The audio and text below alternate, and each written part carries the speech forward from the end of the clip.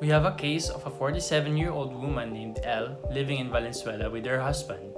This is the second marriage for both of them, and now they have been together for 6 years and have no child. Both of the couple are working and having good careers, positions, and incomes. One day, when Elle was working at her office, she had a phone call from the general hospital close by that her husband had a car accident. Fortunately, the accident was not serious, and her husband was able to go home immediately after some medical checkups, including a blood test. A few days later, however, Elle was told by her husband that the result of the blood test, which he had after the accident, showed that he has HIV positive. Elle then also took a test the next day, the result of which was negative. This was a big shock for both of them, especially because later Elle knew that the cause of Elle's husband's infection could be several sexual relationships he had with a couple of people, including males, in the past.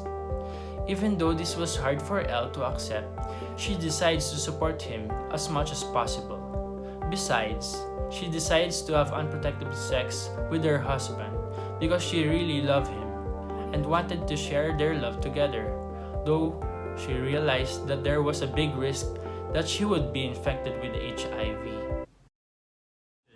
So for question number 1, do you agree with Elle's decision? So in this case, Elle decided to still have unprotected sex with her husband despite of knowing na HIV positive yung husband niya. So our group decided na hindi kami sasang-ayon sa decisions ni Elle because of 3 reasons. So first is, Elle should consider first the outcomes of her decision. Knowing naman na in-explain sa kanya ng doctor yung risk and consequences na pwede mangyari by that. So, dapat consider niya muna yung health niya first. Second is to lifespan. We know that disease, when present in a person, it could shorten the lifespan of a person. So, less time to spend together, di ba? So, third is expenses. Alam natin na hindi biro ang presyo ng blood test, mga blood works na dapat natin ipagawa sa HIV patients to check on their CD4 count.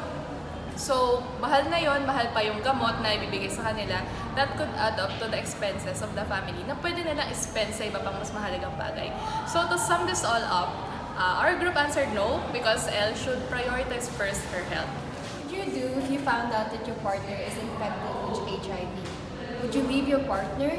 Would you still have sex with your partner, either protected or unprotected? Maybe I will ask my partner on how and when did he acquire it. If I were Elle, I will not leave him. I will still have sex with him provided that he is undergoing a treatment and his viral load is low. Because according to several studies conducted, low viral load cannot transmit infection. And also, it is also for my health well-being as well. Question number 3. Do you see Elle's decision as autonomy? Why or why not?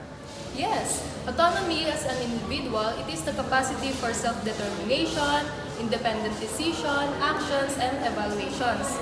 Because despite of knowing the risks and consequences, she still decided to have sex with her partner. Don't forget to like, share, and subscribe to our channel.